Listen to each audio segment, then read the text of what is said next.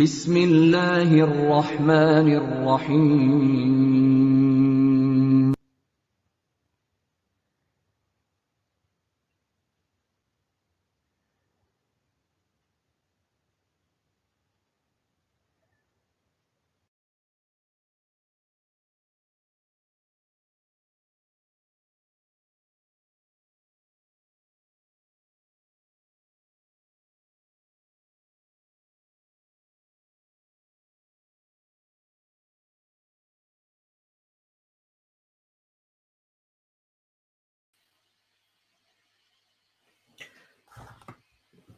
Assalamu alaikum. Ahmadiyya Anjumani Islam welcomes you to its broadcast. I will keep repeating the following things until I'm able to convince the whole world of their truth. Number one, that Hazrat Mirza Ghulam Ahmad, the Mujaddad of the 14th century and the promised Messiah and Mahdi, he believed that the Holy Prophet Muhammad is the very last prophet after whom no prophet shall come, an old prophet or a new prophet. And he believed that the Holy Quran is complete and perfect. No verses have been left out of it, like some people say. Ayah Rajam has been missed out, or Surah Vilayat has been missed out, and none of its verses can be or are abrogated in any way at all. What he claimed was, and what the whole Jamaat believed him to be, was put on his tombstone, which said Mirza Ghulam Ahmad of Qadian, Mujaddad, Mirza Ghulam Ahmad, landlord of Qadian, Mujaddad of the 14th century, the promised Messiah, and Mahdi.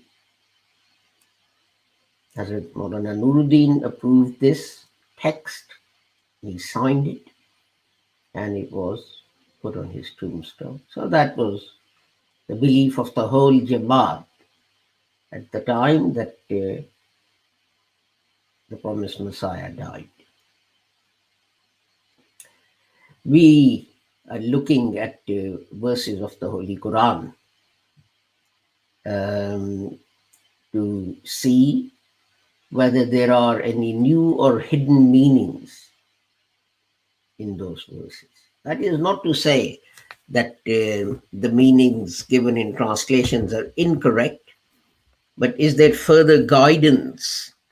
Because translations, because of the nature of the Holy Quran, have to follow the text very closely and be literal in a way. So we got as far as chapter 2, Al-Baqarah, verse 43. And I will now recite it in Arabic and then its English translation. أعوذ بالله من الشيطان الرجيم بسم الله الرحمن الرحيم وأقيموا الصلاة وآتوا الزكاة واركعوا مع الراكعين.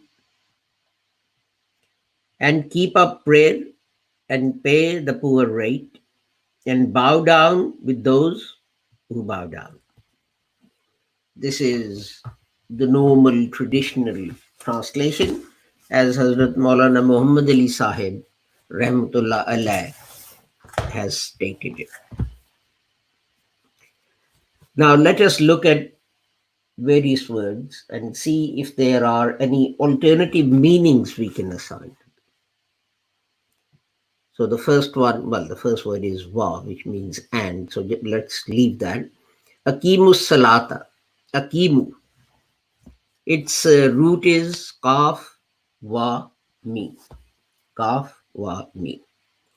And it means, the word qaim is based on that, and that means to establish, to stand up,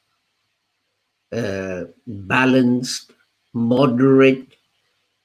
The word kawamun used in Surah Nisa comes from that, which means protectors, guardians. Kunu kawamin, and stand on justice. And stand on justice. So it doesn't mean you stand on a judge, but it means that you do justice, whatever happens. Calm. This is a normal word for people who know and speak Urdu. Means a nation, means group. For example, this is used for men, where God admonishes men who make fun of others. And qayyum, which is a word used for God, a being who is independent, who doesn't depend on anyone else. And this also implies to strengthen something and to give them their full due. So that is the first word. The next word, salat, its root is fad, lam, waw, and literally it means the back. So you might have seen, well, maybe you haven't seen, because it's difficult in the West. If you're living in the cities and so on, you never come across a cow or a horse unless it's on television. But next time you see a cow or a horse, watch closely. Every now and then they'll flick their tail to swat flies or whatever off their back and this kind of thing. Now that area of the back is literally this word applies to that, but it also means attachment, to attach yourself to something firmly. And here it means attachment to God's commands, or following God's commands, becoming attached to them, following them, whatever may happen. The next word is zakat. Its root is zay, kaf, waw. And we all know about zakat. Ramadan comes, and people start making excuses about why they shouldn't be paying zakat, and transferring money from one to another, husband and wife, so that they can find some excuse for not paying zakat. But yes, that is a word for that. But literally, it means purification. And some people say it purifies what is left with you. But I disagree to some degree with that, because I mean, if your wealth is generated by slave trade or human smuggling, or drug smuggling, or some other means, and you give 2.5% of that into charity, it doesn't purify the rest of it. The rest of it doesn't become lawful. Purification is of soul, because what you love what human beings love best are possessions. And you have to give those away to someone less fortunate than you. So it's a sacrifice you are making to purify your soul. So it means purity, it means integrity, it means charity, it means honesty, but it also stands for development. So something to develop and progress and become better. And then we have varkau, and that means to bow or lower yourself. Now, what is essential is that you bow your head in this, bowing your head. You must have noticed that when the queen comes into a room, everyone stands up, and when she approaches them, they bow their head to show respect and obedience and so on. Now, the literal application, of course, is to our daily prayers and the zakat we give, obviously, because it is correctly said that salat is your connection with God, and zakat is your connection with human beings. Salat is your connection with the Creator, and zakat is your connection with His creation. Now you can't stand there and pray to God and ask for ABC, and then when you finish your prayer, someone knocks on your door and asks for food or whatever it is, and you deny them. One has negated the other. You have negated your action of salat by doing that. So that is absolutely correct. That is the sort of physical, literal, visible meaning of this thing. But there is also call it spiritual, call it moral meaning to this. If we go back to the meanings of these words that I was reading, of the first word, one of the meanings was balanced. In fact, I didn't say it, but I've got a note here that it also means moderate. And of the second word, salat, as I said, it means attachment to the divine law. And the third one, it means sincerely. So you can say that you should follow divine law, but not as an extremist, not leaning to right or left.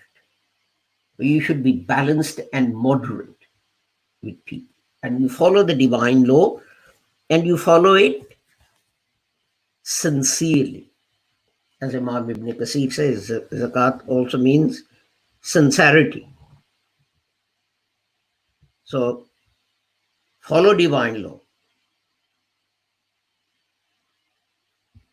being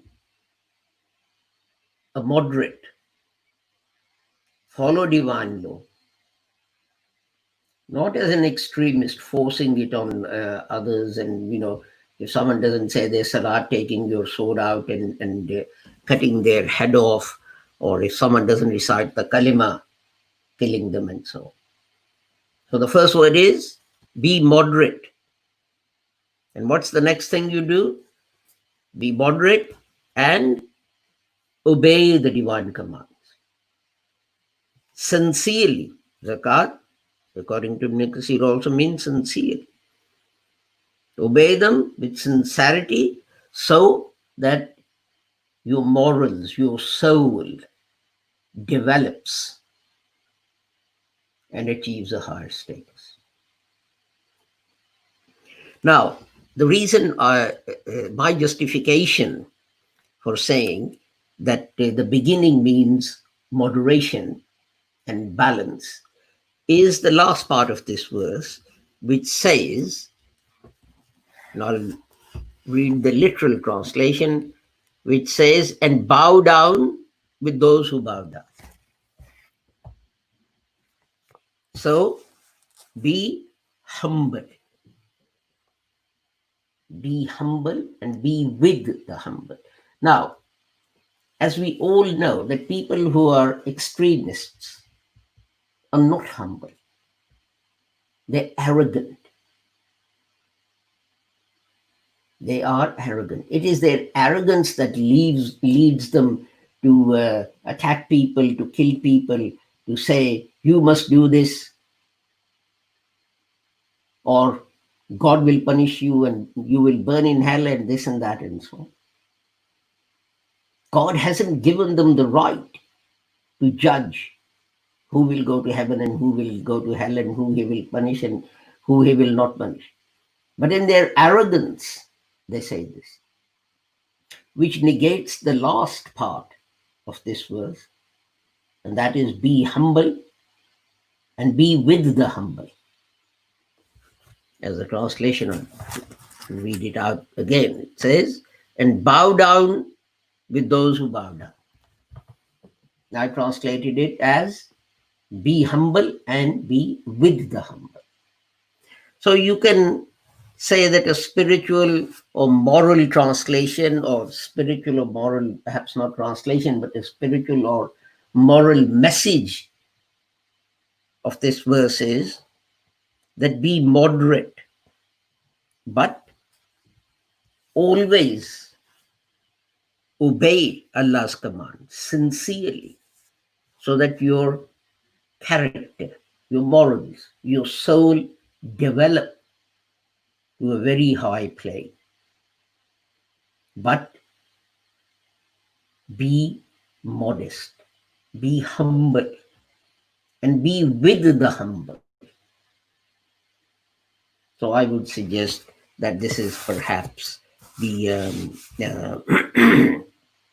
moral or spiritual message being given by this verse of the Holy Quran. That is all for today.